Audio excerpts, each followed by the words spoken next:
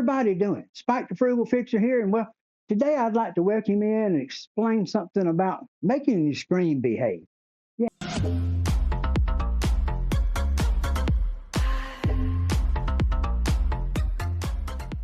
Okay, guys, thank you for coming in today. I want to share one of those little sim tips that I got going that I feel might save some people some trouble. When I put my screen up, I was looking for, as you know me, Frugal Fixer, I was looking for the cheapest way to do it. Is I put a 2x6 frame like this box, and then I stretched raw screen material across it, and I took a wooden board down each edge, shot a screw through it to hold it, so that keeps it on the sides and doesn't let it move. Now, if I want to adjust the screen, I can loosen them screws and tighten it or loosen it and move it, wherever I want to do it. At the top, I made this piece up here that goes here down to here. The sides, they go in this way and they come in this way. Now, this one over here comes off. It's got magnets that mount it, and I just snap it off the wall and put it back on. But I got the lights mounted on it, so I'm not going to take it off. But the pads, I made those. There's another video on the channel right up there, and it explains how I made the panels and how we done that. But basically, it's 1/2-inch plywood. You put the foam material on it, and then you just cover it with a nice vinyl or something that you like.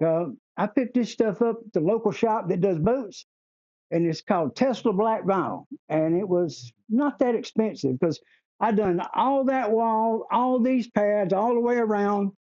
And it was a little over $300 for the plywood, the material, and the padding, and staples. So, yeah, and it wasn't bad. It was easy. Got a little tricky over there when I made this and made them corners and all, but nothing to it. But 2x2 boxes, make them, and then put a frame on the wall to hook them to if you want to do this. And it worked out good. This side, just plain old $39 long curtains from the Amazon. They work all the way to the floor, and they control the light because they're really dark blackout. Because I got all kind of lights going in that room where the 3D printer is right there, and you don't see it coming through this curtain. And I don't see, exactly. It doesn't bother my picture. I set my room up where I laser everything. Y'all know about that.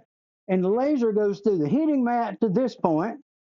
This point is my putting mat. And this point is where I line up to shoot my laser. So if I move my machine for any reason, I can set it back down, turn the laser on, move it till it lines up to point that dot, and when it does, it's ready to go. On the screen, this is a triple layer second, one-stop sim shop, okay? And he has remnants of this stuff, and they have a little like something wrong with them, but well, when you put them up like this, with everything on and the light on it and everything, you don't see the things. But there are little pop marks that are in here, and like where it just didn't fill out when they were making it, and there's a couple in other spots.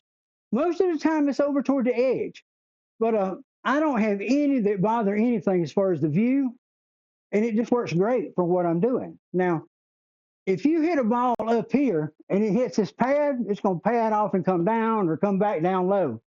If you hit it and it goes right there, it's going to hit that screen, but it can't get to that board that's behind there. So it's just going to hit the screen and roll back. On the side, same thing. You hit it here, it's going to hit the pad or it's going to hit the screen. But you don't want to leave this board exposed where it can hit the board, okay? Same on this side. You want to protect it here, all the way across, but when you get that edge, you just want to be able to go there. So that guy hits that shank in that corner, it doesn't have a board to catch. It's just got pad or screen. And by putting the pads out a little bit, you protect yourself. So the screen goes beyond, but the pads are this way, so you got room for everything to move. Now, this works great for me. And I play in here a lot by myself, and it's never a problem. I had the FedEx man over, and he showed me where the bad spots were, because he hit them in spots that weren't, well, I don't never hit them. And one of those spots was he hit it real low, now right here at the bottom of the screen, and I had it a little close to the wall, and it just didn't, he hit that, and it went back and caught the concrete wall, and it come back fast. And I got a broken TV to show you. Yeah, so we got to fix that. So what I done is I took this loose, I moved it out. And so I have about a foot between this screen and the block wall back here behind, okay? Now, I'm going to get the camera over here and make you some pictures in a minute and show you exactly how all that's laid out inside. My screen has wings.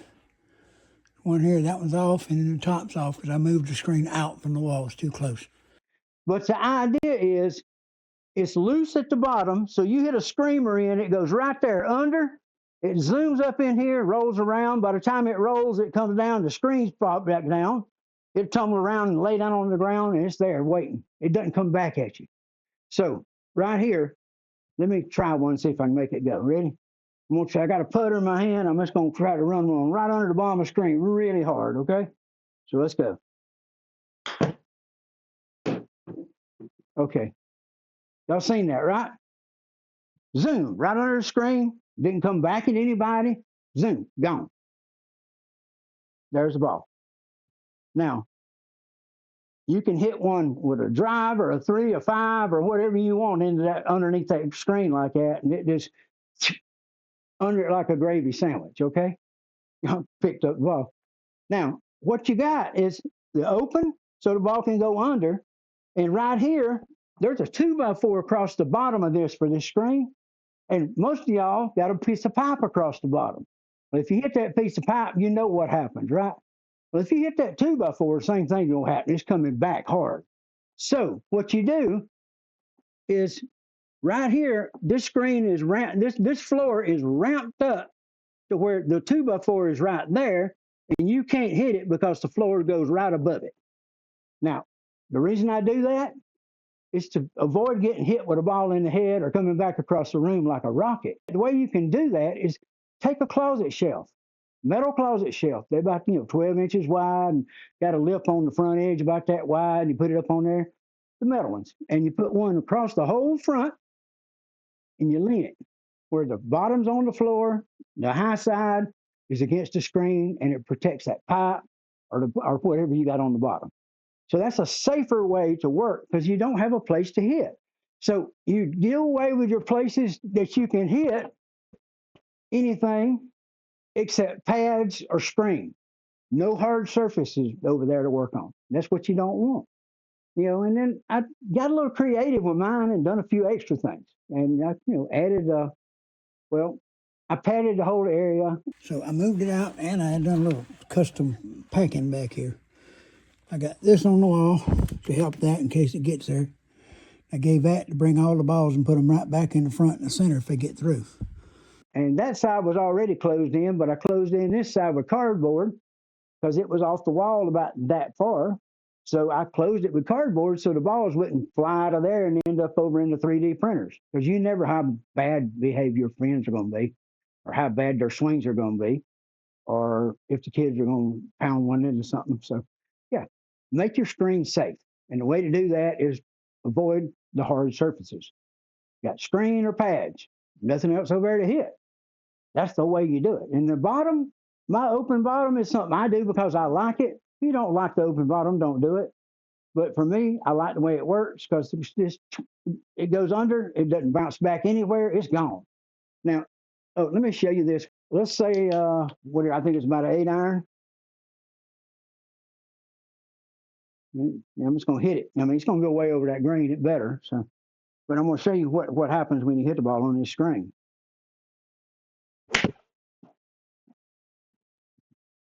Okay, that ball hit down, rolled across the floor. It's laying right here at my feet.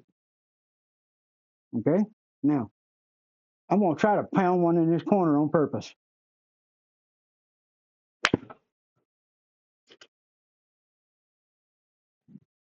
That wasn't too far in the corner, was it? Okay. Now, you got that buddy that hits them hard in this corner over here, right? One that just hits that real hard rocket to the left. It hits right there, screen deflects, the curtain drops it, and it's laying on the ground.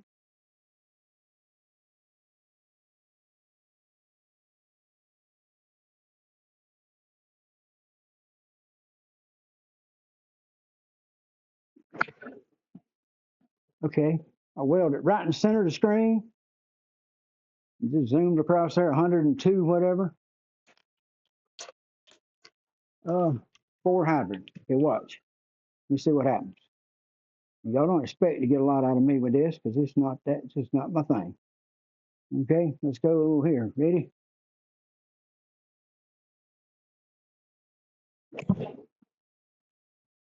Okay, see what the ball did? It hit the ground, thump, thump, thump, thump, laid on the ground, walked across. Yeah,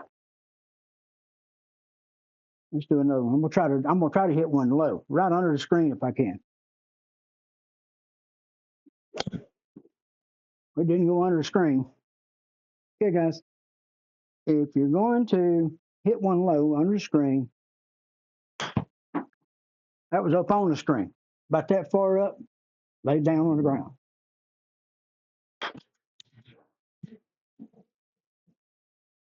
Okay, you seen that? Went right across the ground like a skull, vanished in behind the screen. Let me take you over and show you what happened right there. Okay, we're going to go in for a little closer look and get the details here. Okay. Okay, as you can see, this is the 2x6 frame, and it goes 2x6 this way. And this is the shelf bracket that goes to the floor over here. And over here, it's raised up to where it goes right above. Now, this is my floor pad, my carpet and stuff drops down. These are my tabs that I put in. I use a screw to put them in where I want them exactly. I padded this floor in this little room in behind the screen with these pads. Okay. If you can see over there, it's a little dark, but okay. It's padded that way. Now, I'm going to take you in and give you a little better view. If I can get in here, let's see what happens. Let's see if the old man can get under the bottom of this thing. You ready? Okay, guys. The screen is 2x6 frame. I blocked that side off with the cardboard because I'm that far off the wall and I don't want balls bouncing around over there in that room. I use these braces at the top to lean the screen forward about 2 inches. There's one on both sides. So 2 inches forward lean, and the bottom is got a block between the bottom and the wall that sets the bottom off the wall, that distance right there, which is, I think, about 12 from the 2x6 back to the concrete little wall right here. So I covered the wall with the foam pads in case something hits real, real hard. And when it was close to the screen, it hit a few times, as you can see right there.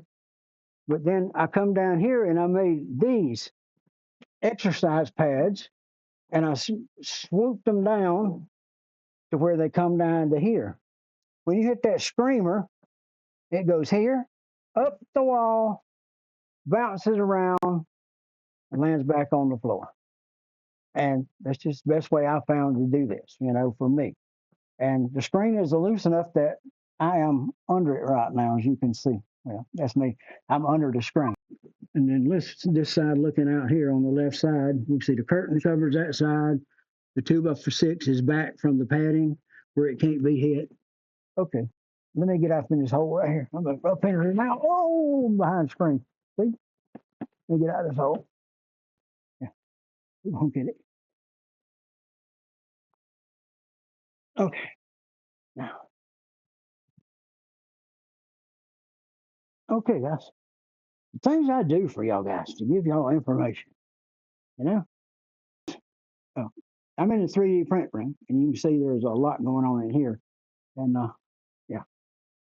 Um, I run the cardboard down this side. My curtains back, I use these little clips and got them screwed on. And then I go down the sides of the screens with a 1x2 that pinches the screen onto this 2x6. So this is the 2x6 that the screen's on this way.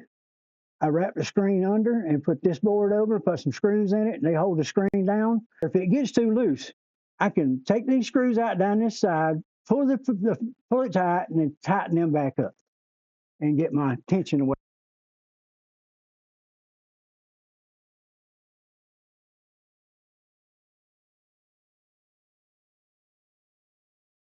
Okay, guys, I hope y'all got something out of that that'll help you. Make your screen safe. Get rid of those little bad hot spots that people can use to bounce around, ball around, and get hurt. Y'all come back see me next time. If you would, hit that subscribe button and ring the bell and make a comment about it. If you got a better way or you see something I'm doing you got a question about on this or something you want me to do a little different or just let me know and I'll let you know what I think or what I know about it. So I tried my best after a couple of years. I've been doing this I guess I'm going on my third year. And I've learned a lot about doing sims. I've done I done my first one, my sons, and I done mine again, and then I done mine again, and then I just done it again. Yeah, it's a never-ending battle, guys, in case y'all hadn't figured that out. But if you get it right the first time, maybe you won't have to do that. And one of those things is get your screen right. Make it where you can adjust it and get the tension in it like you want. Make sure it's good and tight and straight. Make sure it's not going to hurt somebody so you don't have any hard boards. And protect that bottom pipe or board or whatever you got with a closet shelf. That just kind of seems like a good way to work for me. And I've had good luck with it. So, guys, take care of yourselves. Do what you can to do something for somebody this week that'll help them out. And that always works good for me anyway. So I'm gone. We'll see y'all later, okay? Be good. Next time. Bye.